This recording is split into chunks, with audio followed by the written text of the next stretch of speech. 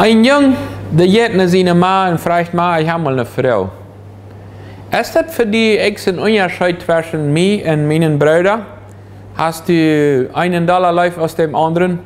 Der Mann sagt auf ganz natürliche Orten wie es, aber nee, mein Jung, das ist für mich kein Unterschied zwischen dir und mein Liebling. Ich habe ihn alle beide viel lieb. Da glaube ich nicht, dass du weniger wird besser als mein Liebling. So, in einem Wortschatz wird das also sehr klar, dass es dort wird. Der Mann, der hat sich als selbst mit ihrer eigenen Wert hergegeben, wenn sie dem einen Liebling nennen, dem anderen nicht. Einzige Mamas und Papas sagen das klar, und andere will sich nicht sagen, und die wollen einfach heucheln und sagen, nee, ich merke keinen Unterschied. In Wirklichkeit, jeder Kind ist unterschiedlich. Einer ist vielleicht intelligenter, einer weniger, einer humorvoller, einer stiller, einer lüder. So sind wir alle verschieden. Und bei dem einfach Leben, lernen zu leben, in der Form ist eine große Herausforderung.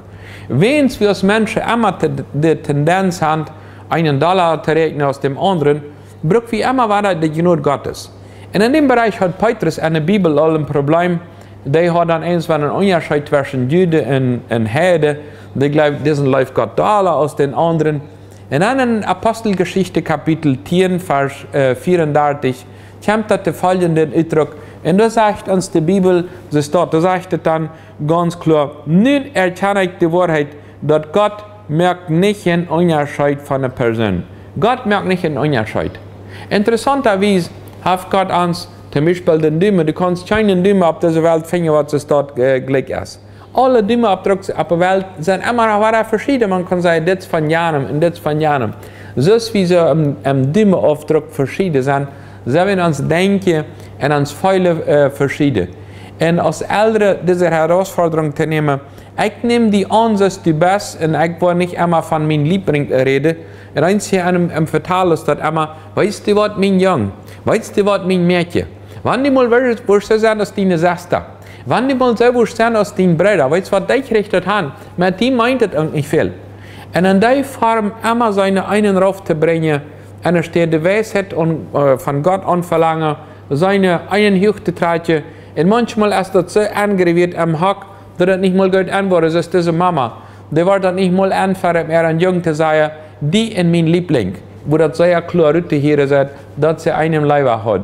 Wenn du das sehr gehabt hast, dann fang an speziellen Kontakt abzunehmen mit den Jungen oder mit den Mädchen, wo du sagst, okay, dem halt vernachlässigt, wenn es die wir immer so still und so trägt, ich brauche einfach mal eine spezielle Zeit, einfach dem sein Wertgefühl hoch zu heben.